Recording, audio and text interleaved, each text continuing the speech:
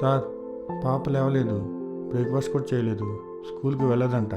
సరే నేను చూసుకుంటాలే.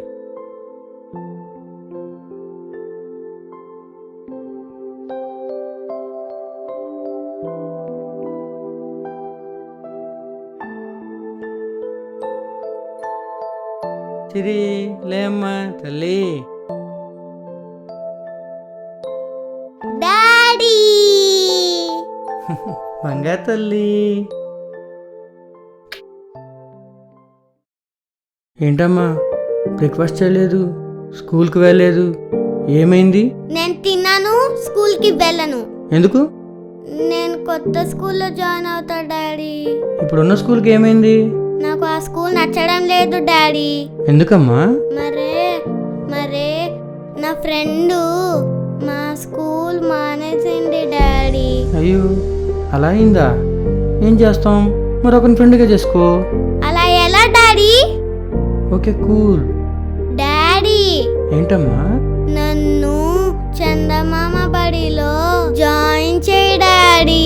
అలాగేనమ్మా, నువ్వు చదివే స్కూల్ కూడా బాగానే ఉంటుందిగా. నేను ఈ స్కూల్లో చదవనన్నాగా. Okay cool. స్కూల్ మానేసిన నా ఫ్రెండ్ చందమామ బడిలో జాయిన్ అయింది డాడీ. అక్కడ ఏం చేస్తుందంట మీ ఫ్రెండ్? అక్కడ ఏలియన్స్ తో ఆడుకుంటుందంట. అవునా? ఎక్కడుందా స్కూల్? చందమామలో. ఇంకా పాఠాలు చెప్పరంట డాడీ, మ్యాథ్స్ ఉండవంట డాడీ, అసలు బుక్సే ఉండవంట డాడీ. టీచర్స్ వచ్చి చాక్లెట్లు వ్యాపారులు ఇచ్చి వెళ్ళిపోతారంట. అంతేకాదు డాడీ, స్కూల్ పక్కన ఉండి స్టార్స్ రై రై రై అని వెళ్ళిపోతూ ఉంటాయంట. ఓ, ఏంటి సిరి ఇలా బిహేవ్ చేస్తుంది?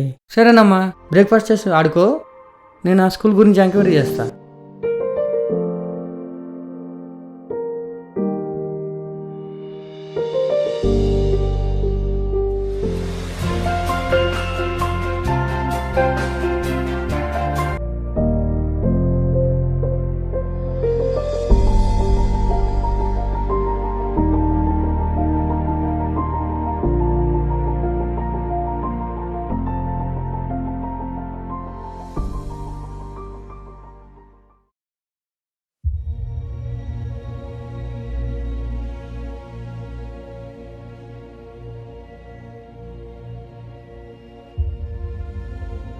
అర్జున్,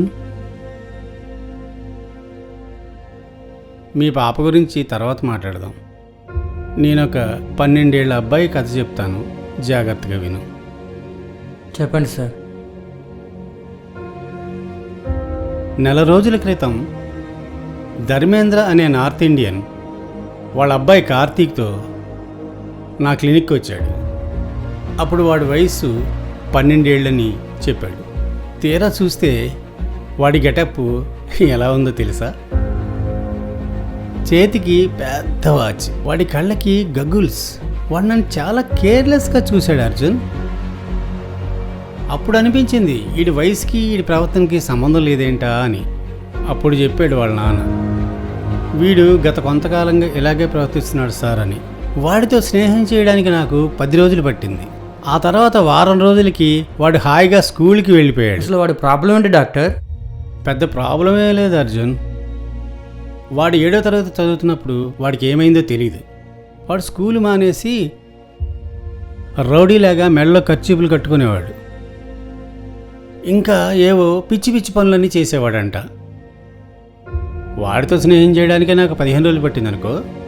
ఆ తర్వాత వారానికే వాడు స్కూల్కి వెళ్ళిపోయాడు. మీరు సూపర్ డాక్టర్. అది సరే లేవయ్యా, వాడు చెప్పిన నిజాలు వింటే నాకు గూస్ బంప్స్ వచ్చాయి. అవునా? ఏం చెప్పాడు? వాడి చుట్టాల అబ్బాయి ఒకడు medical entrance రాశాడంట.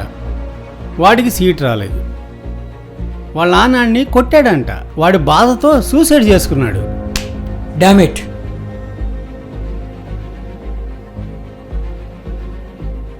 Cool, relax Arjun, relax. Sorry sir, తట్టుకోలేకపోయాను. Quiet come on. ఆ సంఘటన తర్వాత కార్తీక్ మానసికంగా చాలా కృంగిపోయాడు. అంతే, వాడి వయసు 12 అయినా 20 ఏళ్ల కుర్రోళ్ళలాగా ఆలోచించడం మొదలుపెట్టాడు. వాడి ప్రవర్తన, వాడి డ్రెస్సింగ్ సెన్స్ అన్నీ అన్నీ 20 ఏళ్ళ కుర్రాళ్ళలాగా చేసేశాడు. వాడు ఎదిరించలేక చచ్చిపోయాడనే భావన కార్తీక్ మనసులో బాగా నాటుకుపోయింది. అందుకే కార్తీక్ అలా తయారయ్యాడు. అంటే చనిపోయినవాడు ఆత్మ ఈ పిల్లవాడిని ఆవహించిందా? చాచా, ఈ ఆత్మలు ఆవహించడాలు అన్నీ ట్రాష్ అండి. 15 రోజుల మా స్నేహం, నా మాటలు అతన్ని మళ్ళీ 12 ఏళ్ల బాలుడిగా మార్చాయి. సో మీ అమ్మాయి గురించి మీరు వర్రీ అవ్వకండి, నేను చూసుకుంటాను. Thank you sir. చూశారుగా ఫ్రెండ్స్, చందమామ ఒడిలో అనే ఈ షార్ట్ ఫిల్మ్ తీయడానికి గల ముఖ్య కారణం ఏంటంటే, ఈ రోజుల్లో పిల్లలు చదువు ఒత్తిడి వల్ల మానసికంగా ముందే పరిణతి చెందుతున్నారు. అంటే 6 ఏళ్ల పిల్ల 12 ఏళ్ల పిల్లలాగా, 12 ఏళ్ల పిల్లడు 18 ఏళ్ల పిల్లలాగా, 16 ఏళ్ల పిల్లలు 30 ఏళ్ల పిల్లల్లాగా ప్రవర్తిస్తున్నారు. అదే ఈ సినిమాకి మూల సబ్జెక్ట్. ఈ సమస్య ఈ సినిమాలో చూపించిన సిరిదో కార్తీక్దో కాదు. ఈ సమాజంలో మనలోనే ఈ సమస్య ఉంటుంది, కానీ మనం గుర్తించం. ఎందుకు గుర్తించమో తెలుసా? దాన్ని మీరు సమస్య కిందే గుర్తించట్లేదు కాబట్టి. ఇది పిల్లల సమస్య కాబట్టి పెద్దవాళ్ళు పట్టించుకోరు. పెద్దవాళ్ల నుంచే ఈ సమస్య ఉద్భవిస్తోంది అని మీకు తెలుసా? మనం పిల్లలుగా ఉన్నప్పుడు చదువుకుంటాం, చదువు పూర్తయ్యాక ఉద్యోగం, ఉద్యోగం వచ్చాక పెళ్ళి, పెళ్ళయ్యాక మళ్ళీ పిల్లలు, మళ్ళీ వాళ్ళ చదువులు, వాళ్ళ పెళ్ళిళ్ళు, మళ్ళీ వాళ్ళకి పిల్లలు, మళ్ళీ వాళ్ళ చదువులు. భూమి గుండ్రంగా ఉన్నట్టు మనిషి జీవితం ఈ చదువు చుట్టూ గిరగిర తిరుగుతానే ఉంది. వ్యక్తులకి చదువు ఎంతో ముఖ్యం, అత్యవసరం. ఎందుకంటే ఈ ప్రపంచాన్ని అర్థం చేసుకోవాలంటే విజ్ఞానం కావాలి. ఈ విజ్ఞానం ఎలా వస్తుంది? విద్య ద్వారానే వస్తుంది. కానీ ఈ విద్యని మనం ఎలా సంపాదిస్తున్నాం అన్నదే పెద్ద ప్రశ్న. మన దేశంలో, ముఖ్యంగా మన రాష్ట్రంలో పిల్లల్ని ఎందుకు చదివిస్తున్నారో చాలామంది పేరెంట్స్కి తెలీదు. ఇది నేను ఖచ్చితంగా నొక్కి చెప్తున్నాను. ఎంత కూల్గా మాట్లాడదామన్నా పిల్లల చదువుల దగ్గరికి వచ్చేటప్పటికి నాకు టెన్షన్ వచ్చేస్తుంది. ఇలా మాట్లాడడం నాకు చాలా చిరాగ్గా కూడా ఉంది. పిల్లల స్కూల్ అడ్మిషన్ టైంలోనే ఆ బేబీని ఏం చదివించాలనుకుంటున్నారో ఆ పేరెంట్స్ని అడగాలి. చదువుతో పాటు ఏ ఎక్స్ట్రా కరిక్యులర్ యాక్టివిటీస్లో ట్రైన్ అప్ చేయాలి అని కూడా అడగాలి. బేబీలో ఏమైనా స్పెషాలిటీస్ ఉన్నాయా, ఆవిడకైనా ఇంట్రెస్ట్లు ఉన్నాయా, బాబుకేమైనా ఇంట్రెస్ట్లు ఉన్నాయా అని ఏ స్కూల్ వాళ్ళు అడగరు. ఇలాంటి విషయాలు అన్నీ క్వశ్చన్ పేపర్ ఇచ్చినట్లుగా అడ్మిషన్ పేపర్లోనే జత చేయాలి. ఈ కాలమ్స్ అన్నీ కంపల్సరీ ఫిలప్ చేసేలా మ్యాండటరీ చెయ్యాలి. పేరెంట్స్ కంపల్సరీగా ఇది ఫిలప్ చేస్తేనే ఆ పిల్లాడికి కానీ ఆ పాపకు కానీ అడ్మిషన్ ఇవ్వాలి. ఇది నా డిమాండ్. మా కాలంలో విద్యార్థులు ఎంతో సౌకర్యవంతంగా సరైన సమయానికి స్కూల్కి వచ్చి 10 గంటలకు స్కూల్కి వచ్చి 4 గంటలకు ఇంటికి వెళ్ళిపోయి హాయిగా ఆడుకుంటూ హోంవర్క్లు బాధ లేకుండా చదువుకునేవాళ్ళం. అందుకేనేమో మేమింత విజ్ఞానవంతులు అయ్యాం. కానీ ఇవాళ పిల్లల పరిస్థితి చూస్తే చాలా జాలిగా ఉంది. అది ఎలాగో మీకు నేను వివరిస్తాను. ఈ కాలంలోకి వస్తే ఎక్కువ శాతం మైక్రో ఫ్యామిలీసే. మీకు తెలుసుగా, భార్యాభర్త ఇద్దరూ ఉద్యోగాలు చేస్తే గాని గడవని పరిస్థితి. అది అందరికీ తెలుసు. ఇలాంటి మైక్రో ఫ్యామిలీస్లో భార్యాభర్త ఇద్దరే ఉన్నవాళ్ళు పిల్లల్ని ఎందుకు అంటారో వాళ్ళకే తెలియాలి. దేవుడికి కూడా తెలియదు. అంతా ప్లానింగ్ ప్రకారం చేస్తారు. పిల్లలకంటానికి కూడా sick leave, medical leave, earn leave అన్నీ సమకూరాక పిల్లల్ని కంటారు. మెటర్నరీ లీవ్ ఇస్తారు కదా డెలివరీకి ముందు. అది అయిపోయాక ఆ బిడ్డని అమ్మమ్మకో, అమ్మమ్మ లేనింట్లో ఆయమ్మకో చేతిలో పెట్టి ఆవిడ ఉద్యోగానికి వెళ్ళిపోతుంది. బిడ్డను చూసుకునేవారు లేనివారు బేబీ కేర్లో వేస్తారు. 2.5 సంవత్సరాలకి ప్లే స్కూలు, 3.5 సంవత్సరాలకి ప్రీ స్కూలు, 4.5 సంవత్సరాలకి ఎల్కేజీ. సరే, ఈ ఎల్కేజీ యూకేజీ అయిపోయిన తర్వాత చదువు పూర్తయ్యే వరకు పిల్లలకి లోకం గురించి తెలియదు, పెద్దగా తెలియదు. కొద్ది గొప్ప తెలుస్తుంది. ఆటలు తక్కువ, చదువు ఎక్కువ. కాలాన్ని బట్టి అంటూ ఉంటారు, కాంపిటీషన్ రోజులు అంటారు. ఎంతవరకు కరెక్ట్? పిల్లలపై చదువు ఒత్తిడి తెస్తుంది. స్ట్రెస్, ఇంగ్లీష్లో దీన్ని స్ట్రెస్ అని పిలుస్తారు. ఒత్తిడి, మానసిక ఒత్తిడి, శారీరక ఒత్తిడి ఇవన్నీ స్ట్రెస్ని కలిగిస్తాయి. గమనించండి, హోంవర్క్, ట్యూషన్స్, స్టడీ అవర్స్, టార్గెట్లు వీటి మధ్యలోనే మన పిల్లలు బలవుతున్నారని నేను అంటున్నానని మీరేం బాధపడక్కర్లేదు. వాళ్ళని బలి చేస్తుంది మీరే. మీ పిల్లల్ని మీరే బలి పశువులుగా మార్చుకుంటున్నారు. ఇన్ని రకాలుగా పిల్లల్ని చదువు పేరుతో హింసిస్తే పిల్లలేమైపోతారండి? ఆలోచించారా? ఎప్పుడైనా ఆలోచించారా? ఇదంతా ఓపెన్గా చెప్పలేనండి, ఎందుకంటే ఇంకా టీవీలాగా స్క్రోలింగ్ చేసి చెప్పాలి మీకు. చిన్నపిల్లలు స్ట్రెస్ ఫీల్ అవుతున్నారు, ఒత్తిడి ఫీల్ అవుతున్నారు, మానసికంగా శారీరకంగా శ్రమ ఫీల్ అవుతున్నారు.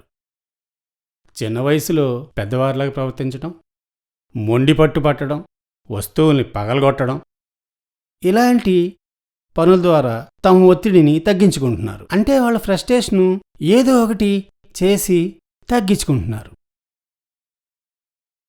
కొంచెం పెద్దవారు పిల్లల్లా చేయలేక, అంటే కొంచెం పెద్ద పిల్లలు చిన్నపిల్లల్లా చేయలేక తమలో తామే కుమిలిపోయి అనారోగ్యానికి గురవుతున్నారు. చూడండి, విద్యార్థుల్లో చాలామంది ఏదో ఒక జబ్బుతోనో రోగంతోనో ఏదో ఒక అనారోగ్యంతో బాధపడుతూ ఉంటారు. బాగా ధైర్యం గలవాళ్ళు, అంటే ఇంటర్మీడియట్ వయసుకొచ్చి ఈ ఒత్తిడి తట్టుకోలేక, తల్లిదండ్రులకు చెప్పుకోలేక, ఎవరు గమనించక, ఎవరు గుర్తించక స్కూల్ బిల్డింగ్లు పైంచి దూకి చచ్చిపోతున్నారు. మనం చాలాసార్లు ఈ విషయాన్ని గమనిస్తాం. ఎక్కువ శాతం పిల్లలు ఇంటర్మీడియట్లోనే ఎందుకు చచ్చిపోతున్నారు? ఆత్మహత్యలు చేసుకునే పరిస్థితి వాళ్ళకి ఎందుకు వచ్చింది? మీరు లక్షలు పెట్టి వాళ్ళని చదివిస్తుంది స్కూల్ యాజమాన్యానికి కడుతున్న డబ్బులు ఇవన్నీ మీ బిడ్డను చంపుకోవడానికి కడుతున్నారా? ఒక్కసారైనా ఆలోచించారా? ఫైనల్గా స్ట్రెస్ ఎక్కువైతే ఏం జరుగుద్దో చెప్తాను నేను మీకు. 5 సంవత్సరాల నుంచి 12 సంవత్సరాల పిల్లలు ప్రీమెచ్యూర్డ్ మైండ్తో బాధపడుతున్నారు. అంటే స్ట్రెస్ వల్ల, అంటే వాళ్ళ ఒత్తిడి వల్ల, చదువు ఒత్తిడి, ఇంట్లో ఒత్తిడి, ఇలాంటి ఏ ఒత్తిడి వల్ల, హోంవర్క్స్ ఇలాంటి ఒత్తిడి వల్ల 6 సంవత్సరాల వాడి మైండ్ 8 సంవత్సరాల వాడి కింద మారిపోయి వాడు ముదిరి పిల్లోళ్ళగా ప్రవర్తిస్తున్నాడు. దానికి మీరేమో ఏవేవో గొప్ప పేర్లు పెట్టుకుంటారు. ఐక్యూ ఎక్కువని, అది ఎక్కువని, ఇది ఎక్కువని, హైపర్ పిల్లోడని, హైబ్రిడ్ పిల్లోడని చెప్తున్నారు. తప్పు. అది పిల్లలకి చాలా చెడు చేస్తుంది, వారి మనసుని అతలాకుతలం చేస్తుంది. దాని ప్రభావమే మనం ప్రత్యక్షంగా చూసిన పాప, కార్తీకుల కథ. ఫ్రెండ్స్, పిల్లల్ని ఏ విధమైన ఒత్తిడికి గురి చేయకండి. వారి బాల్యాన్ని చదువు పేరుతో చిదిమేయకండి. ఇప్పటికైనా మేల్కోండి.